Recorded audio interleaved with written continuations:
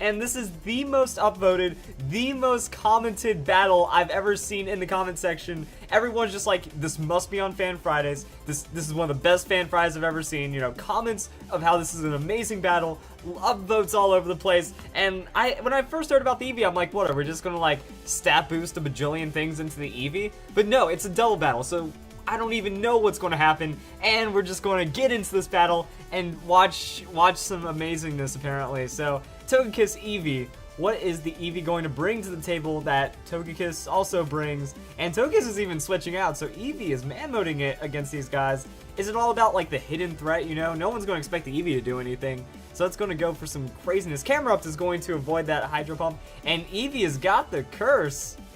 So cute. He's like, rawr, I'm gonna be getting stats. And then I guess Eviolite on the defense cursing and whatnot, and Camerupt is not gonna be affected by that. So now it's going to be a Mega Camerupt.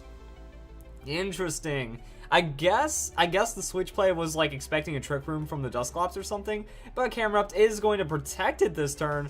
Or is it just all about trying to get the opponent to focus as much as possible and ignore that Eevee? Eevee, Curse Last Resort, is that it? And then that's going to be a KO onto something as tanky as a Rotom. A Rocky Helmet Rotom is probably bold too. What just happened? I know it has the adaptability damage. So Curse Last Resort Eevee? Oh, what? I thought it was going to be said no more. This is like unexpected, and I'm like, I would expect Eevee to need more to do more. So unfortunately it's burned right now, which is going to take away some of its power. But Camerupt's going to eat that Stone Edge right there. And Eevee with that Last Resort, it doesn't care. He's just going to keep throwing out damage. And that's going to be a nice little hit onto the Conkeldurr. And there's a Flamethrower. So that's going to be enough to not finish it off. And there's the Trick Room. So yeah, the opponent did have a Trick Room team, which does make it interesting with the Camerupt. Eevee though, we saw the Conkeldurr actually outspeed, right? And the opponent just forfeits. Does he just not want to deal with that? I guess the opponent didn't like the team matchup, but we got to see the Eevee with the straight up Oko onto the fence. That was crazy. And also Conkeldurr, pretty bulky Pokemon as well, and Eevee would have shredded it pretty hard without that burn, so that ended up working out pretty well. Welcome back, Wolfpack Verlis here, and I'm excited for this Fan Fridays battle because it is a Link double battle, and HT Ravio is the opponent. Now, we have seen HT Ravio. He is a good supporter on Twitter. He's all over the place, comments, and has also submitted for Fan Fridays, as well as Anthony bringing us a Sableye Snorlax combo. Now, I really enjoy Snorlax. I want to use Snorlax as much as possible, and I've just found roadblocks in like the VGC format since there is that time limit. You can get timer stalled if you try to set up too much. So I'm going to see if this is a quick enough strategy to potentially mean something. Intimidate from the Mawile doesn't really mean too much, because whenever you belly drum, it maxes your attack. So it technically gives you a plus 12 that caps at the plus 6. So that Intimidate, not going to be much for a long run. Sableye, I don't think it's going to really care as well. So that's going to be Mawile going for the straight up Protect. And that's also going to be Audino going for the Protect. So no Trick Room, no kind of shenanigans right there. And Mawile, or not Mawile, Sableye going for the Protect, but that means free belly drum for Snorlax. So no stockpile, no shenanigans, just getting right to it, maximizing that attack, and going, I guess, Citrus Berry? Custap Berry, oh! That means this is a Gluttony Snorlax, using the Custap Berry to go first after the proc because of early thing for the belly drum. This is going to be huge. Oh my goodness. And it's Psych Up on the Mega Sableye, Mega Evolving on that turn to get those stats into the Self-Destruct. That is some old school shenanigans right there. I feel that you don't need the Self-Destruct. You have something like Body Slam, Earthquake. Like Earthquake would decimate that Mawile, and it would probably be enough to knock out, maybe not knock out Audino, but Snorlax is bulky enough. And now we have Sableye, max attack, huge tanky Pokemon going up. You know, that was a 1 for 2 with a max Sableye. You can't really complain in the end, honestly. And then we have Clefairy. So Clefairy with that Friend Guard, going to make Sableye even tankier, going to use that Follow Me. And that means Sucker Punch, stab Dark Sableye, Sucker Punch, shoots huge amounts of damage. That's just going to be a KO right there. Follow Me means that, you know, anything else will be headed for that Clefairy, and how do you stop that? Like, that's ridiculous. So, I mean, you just go max attack, hit point, Snorlax, I guess. You try to just survive anything that doesn't directly fighting you, unless they open like 2 fighting type Pokemon, or a stronger fake out, like, yeah, you got it. So pretty solid, and that's just going to be Sableye finishing it off. Knockoff. Knockoff doesn't matter with all those resists, and good night, Ravio. Did Anthony submit any more of these? Because that was pretty insane. Ooh, he has another battle. Cool, because that one was a little too quick. Alright, so Anthony's second battle looks pretty much the same, except this time we have it Hydreigon. So it looks like we just play, you know, Talonflame, if you, depending on what you feel for that counter pick. So it looks like 3 of the same Pokemon for the strategy, and then you just go something else. So now, we have an opponent that means business. So much business that he does cheat the game, most likely. And that's just going to be pretty standard, like Landorus. Landorus is a big Pokemon that we see a lot. Sylveon is, again, a Pokemon that does bring a lot of threat. That's going to be the Landorus withdrawal. As Snorlax, that just looks like he's going to get some free setup again, because we look right there, Sylveon. Sylveon's just going to eat that fake out. That way Sableye is safe for this turn. Landorus getting switched out doesn't really bother too much. That's going to be Belly Drum on the Snorlax. Snorlax is going to have to turn up pretty big for this turn. I don't know if the self-destruct is worth it, because most likely Blaziken is going to go for that Protect. But at the same time, you do need that Sableye, or you do need the, not Sableye, Sylveon gone, so maybe just a Body Slam. Like, you Body Slam it, that thing's over. So are we going to see the Psych Up? Most likely, Psych Up shenanigans. If you predict that Protect, and you get all that Custap Berry going, so we just outpace the Body Slam on the Sylveon, or just Explode, so... Ooh, no Protect! Blaziken doesn't even respect and go for that Protect, so free self-destruct right there, and that is going to clear the field. Once again, as we've seen it, doesn't affect the Sableye. And, yeah, Snorlax goes down, 1 for 2, max attack, and then we just get to see the cleanup. So, I mean, Sableye's just going to knock off a one-shot of Landorus. It's still going to be at +5, has Sucker Punch, has a lot of craziness behind it, and that's Landorus. And Bisharp. So Bisharp doesn't really threaten Sableye. Like, none of these Pokemon directly threaten Sableye. I wonder what other attack Sableye has to take out Pokemon. So attack's going to drop. Not really too crazy. And again, we're just going to see Follow... Oh, Helping Hand. Not even... We don't even need Follow Me when it comes down to this. So Helping Hand, Sucker Punch into the Landorus. I think that's just super overkill right there. You know, Scarf Landorus going to have to attack. And then we just take that. So Iron Head, that's going to hit the Clefable, or Clefairy. Clefairy with that Eviolite, too strong. Another Helping Hand. And I mean, this is where we see another Sucker Punch. Iron Head, ooh, no. Iron Head going to just take that damage on the Sableye and go straight for the knockoff. So knockoff doesn't matter. Oh, it does matter if it's, actually, no, it doesn't. So Focus Sash doesn't matter if it's resisted because the damage is going to land no matter what. Follow Me is going to guarantee that this happens, and Bisharp going for that Iron Head. Sableye just going to reach out and touch him with another knockoff, I guess, and like with Stab, Follow Me, and all sorts of craziness. You don't even have, like, it doesn't matter if you're resisted. There's just so much damage coming out of this Sableye. That's just absurd. And that's another KO right there. So 4-2, like 4-2 sweep. Looks like, you know, you go for that 1-for-1 trade, and then Sableye just too bulky, and then you have follow-up Pokemon. That Follow Me with Sableye, that might be just good on its own. So that's a really great thing. Thank you, Anthony, for bringing us this insane strategy. But wow. Okay, so first off, we gotta talk about, like, a Crunch Mega Garchomp in its rarity. But then next up, the Miltank. So Miltank has Moringa Berry. Now, I didn't think Moringa... Well, So, Moringa Berry bases off of, like, if you're taking a special attack, you gain special defense. Key Berry is if you hit a physical attack, you gain defense. I guess in Psyshock counts as a special attack that deals physical damage. It still works for the Moringa Berry, so that's an interesting interaction. But then that opens up a lot of opportunities for this Miltank, because if it's a Curse Miltank, then that means it's going to already have the special defense, and then it can gain a lot of defenses, and really just stomp out an entire team. Scrappy means Chandelure isn't safe. This could be, like, the god setup. So let's see where it goes. Alright, that's going to be the Cresselia withdrawal, and here's where we find out what happens. Into Chandelure, not going for the Kinkeldurr, going for that Chandelure, thinking that it might not work, but yes, it is Curse Tank, Miltank, with the Moringa Berry. I love the combo right there. Now Miltank, 50% tankier. And that's really scary. Also, setting up another curve, showing no fear with this Chandelure on the field. What's Chandler going to do? Maybe set up a Trick Room. Yeah, like that's what he does. He comes in, sets up Trick Room. Only has to worry about Fire Blast from the Miltank. So that's free stats. And now, if Conkeldurr comes in, it's not going to do anything. So that's going to be a switch into a Moongus. Moongus makes it a bit more tricky, but now that's a Body Slam. So Body Slam's going to hit for, oh my goodness, damage. Oh my goodness. The opponent just screwed himself over with that Trick Room because now after the curses, Miltank is going to be slower. Oh, wow. Never mind. The Paralysis coming through and making the Amoonguss slower.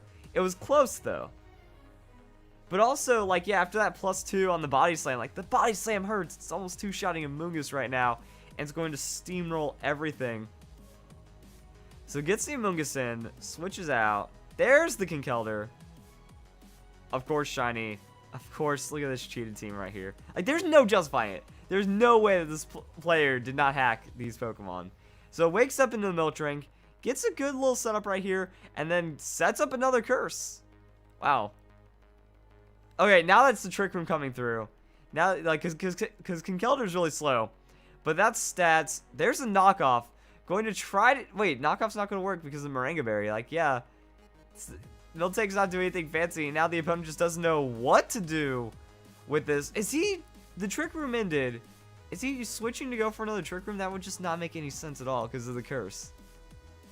The opponent is, like, broken right now. And that is going to be a Body Slam from the Miltank. Chandelure going down. If anything, losing the Chandelure here is probably better since it's not going to bait that Trick Room anymore. So now Conkeldurr's on the field. Going to be faster. But I don't think the Drain Punch is going to do anything at this point. Boom. Drain Punch. Yeah. For super effective stab, Conkeldurr, Drain Punch. Not really doing much. After all those curses, too, Conkeldurr's not looking too good. And there goes my phone alarm. But we're safe. I slept in a little today. Recording this one right before it's being released. Yeah. I did... Okay, here's the thing. Record 3 Fan Fries yesterday. The first 2, and then the last one. So I need to do 2 today. And I'm also going to, like, do a how to use. And then Pokemon News is on Monday. And done. But the Drain Punch actually making it kind of difficult to deal with this Conkeldurr. Like, you just can't two-shot it because of all the health being healed. But Miltank, very solid. And there's a Drain Punch. So, worst case scenario is crit. Best case scenario, no crits, and Miltank just stomps it out. And then, oh no, another curse. Really? Okay. I wasn't expecting going for that much tankiness, but it works, because now Conkeldurr's healing less, and you're dealing more. So you only have to worry about the crit, and you're also in a good enough health state to where you can curse, and then that curse is going to push you into the survival range for more Miltanks, Dranks, and whatnot. Boom, look at that. Gaining all that health back. So then you eat the Drain Punch, you Miltank again, and then you two-shot on the Body Slam. Or you go for another curse. Wow, this is fearless Miltank right here. And I love it. This is like Snorlax levels of tankiness where you just understand, hey, I'm going to survive, and there's nothing you can do about it. Also, Miltank, just Conkeldurr is a very frightening fighting Pokemon if you're normal type. And this is one of the most amazing things ever. I'm very happy to see this, though. Another Drain Punch doesn't... Yeah, it's unkillable. It's unkillable. Going back up to full on the Miltank. And then, are we finally going to see the Belly Drums? Or not Belly Drums, Body Slams? Because it is... Wow, Fire Punch. Is it trying to burn, get some kind of extra status? Ooh! The burn sucks right there. Also, we know it's not sheer force, because status... Oh, man, that would have really made it count. But what is... Oh, Miltank, do you have the Heal Bell? Do you have something else? That would be really nice to see right now. So that's Cresselia coming in. Yes, Miltank has the Heal Bell. The status does not bother. I mean, it's almost like a rush. You got Heal Bell, you got Miltank, you got Moringa Berry, so you're not taking any special hits, and then you curse up all the way. So I'd imagine it's like high hit point investment, maybe a defensive nature, and then the rest in the special defense.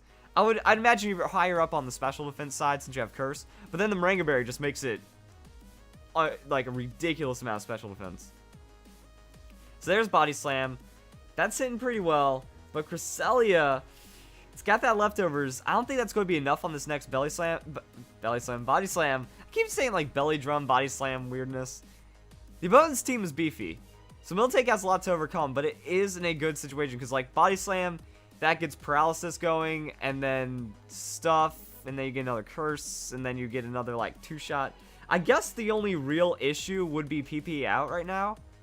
But Cresselia setting up Calm Mind, which means this is the paralysis turn. That could go really well. So Calm Mind Cresselia, definitely worrisome, especially if it has the sustain. Oh no, cursing the Calm Mind. Oh boy. That's only putting Cresselia at neutral damage. This is interesting. Like, this matchup has probably never happened in this way in Pokemon ever before. But Cresselia goes for that other Calm Mind. I'm really wondering if the paralysis is enough at this point. Because after all those curses, down a super amount of speed. Actually, no, if at 6 curse, you're only 25%. So, the paralysis would make it matter. Or the critical hit coming through and finishing off the Cresselia. Really wasn't worried about the damage. I don't think the crit mattered too much. Like, eventually something would happen to take out that Cresselia, and then Cresselia would have to +6 and then have to risk. There's the tri-attack. Not taking anything from Porygon 2. So, I mean, that's a stab tri-attack from Craziness and then Porygon Z getting 1 shot. Battle's almost over at this point, right? That's just Conkeldurr? No, Dust Noir. But that's why we run Scrappy Miltank. Scrappy Miltank has it. Oh, the Will-O-Wisp. So, it's like, what's Miltank going to do? There's a Miltank. Not worried about that, especially from Dusclops. Like, you don't have to worry about anything. So, Will-O-Wisp is unfortunate. It's like, throw out the Body Slam, maybe try to get the Paralysis, then you Heal Bell into stuff.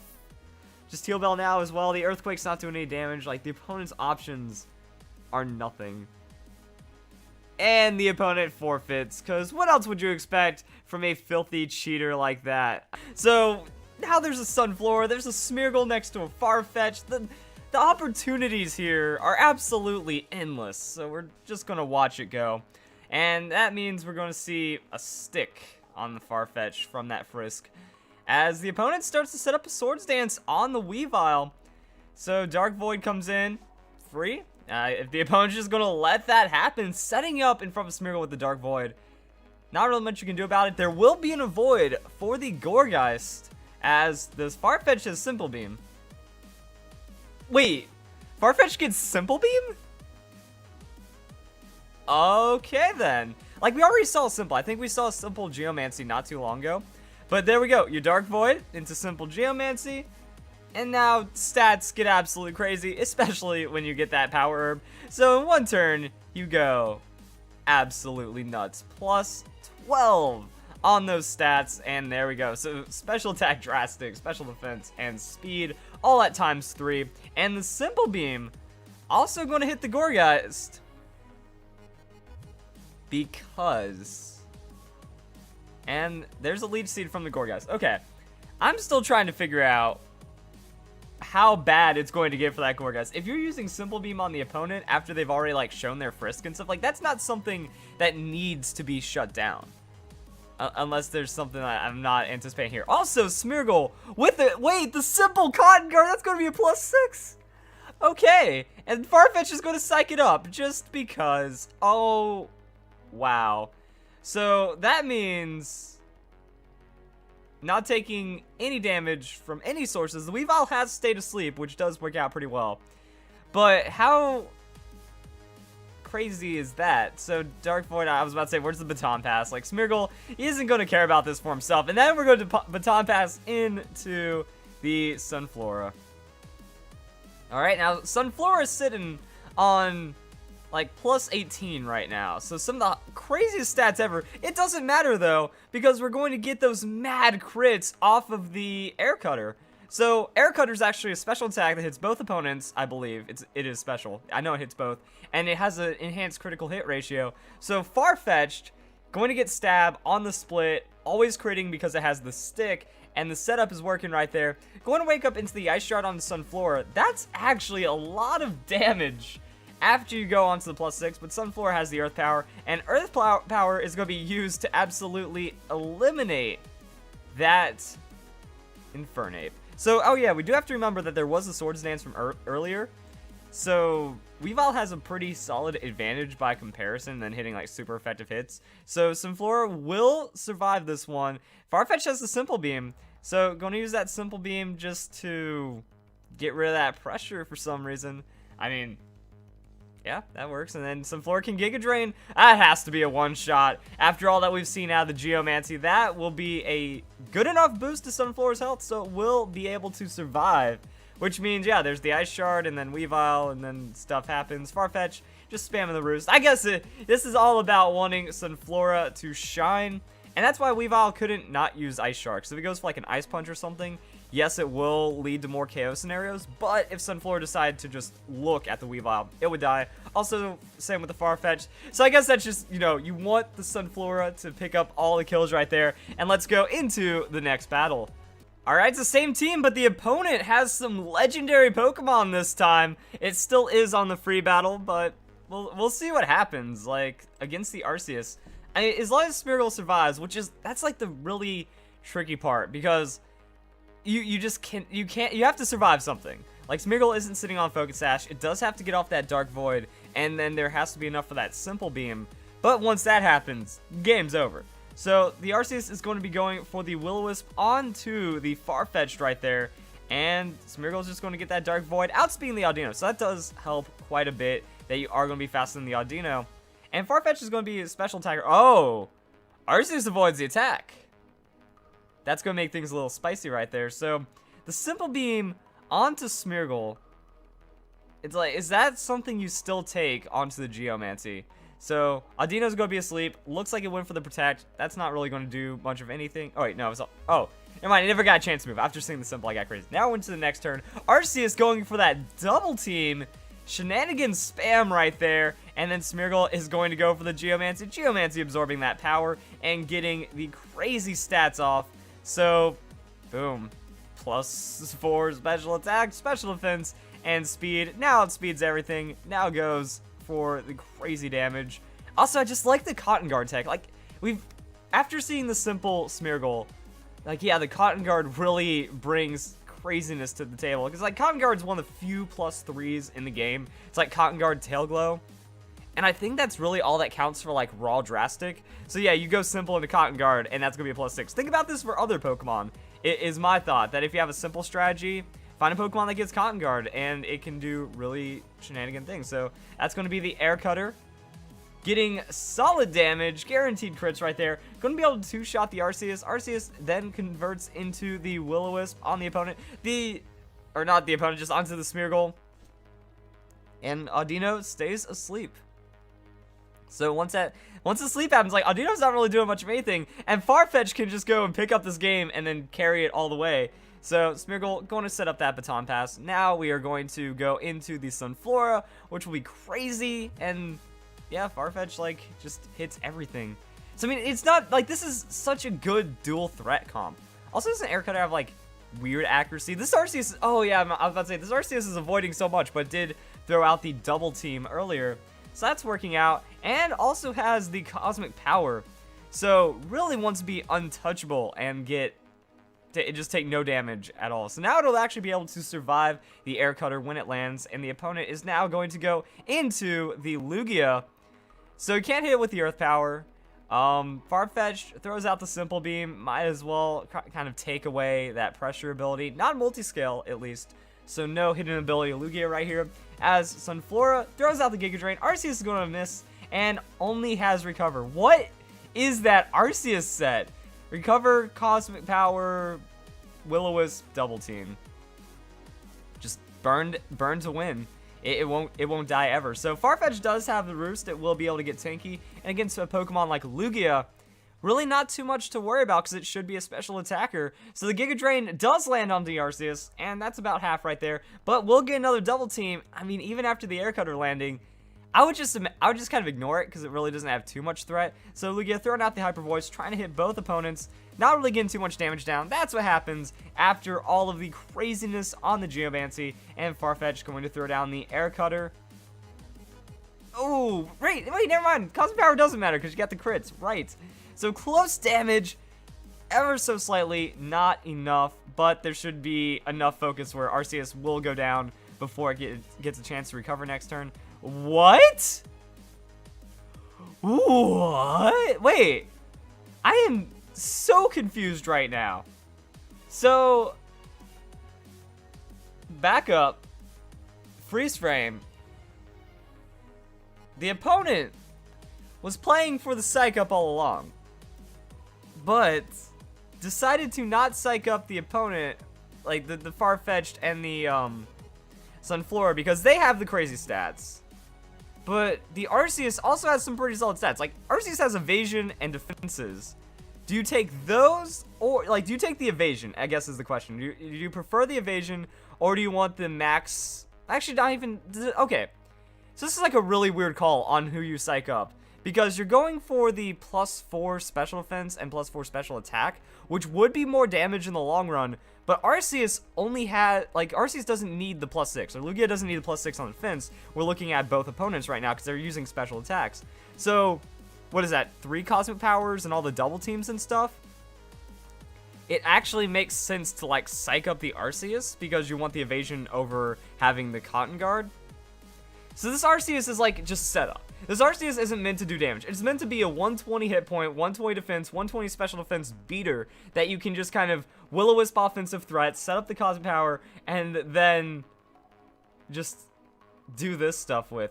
But it doesn't matter because the opponent's strategy is actually making sense. Like, at first I was worried. I'm like, oh man, everyone is going to hate this. Everyone is going to hate this because, oh, the opponent looks like a noob. But the opponent actually has the setup. But of all the things for this Farfetch'd to carry, the Air Cutter is actually like one of the coolest things to work out because it's critting.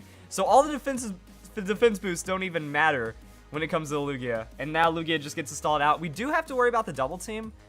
But yeah, the opponent's team is actually really neat.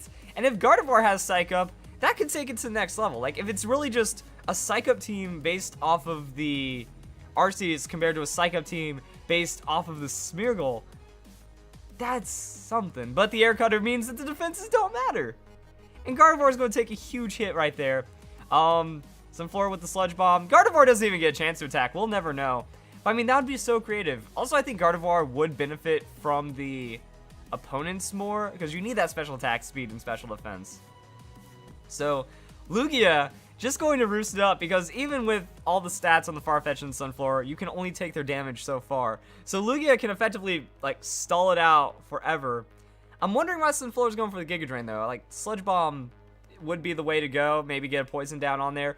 But the opponent is going to forfeit, and I have no idea what I just watched. And there's even a Ninetales. Like, does Ninetales have Psych Up? How did this battle happen? Like, when the Lugia showed the Psych Up, everything changed. It was all good. And then the opponent's strategy actually pulled through. The opponent's strategy not as bad as it seemed like it would be. So we have all kinds of Psych Ups. We have all kinds of stat sponges. Guys, go out and be inspired and submit more for Fan Fridays. That was Sunflora and Farfetch'd doing work, guys. I will be disappointed if I see nothing less. So I hope you guys enjoy the video. I'll hope to see you guys in the next Fan Fridays.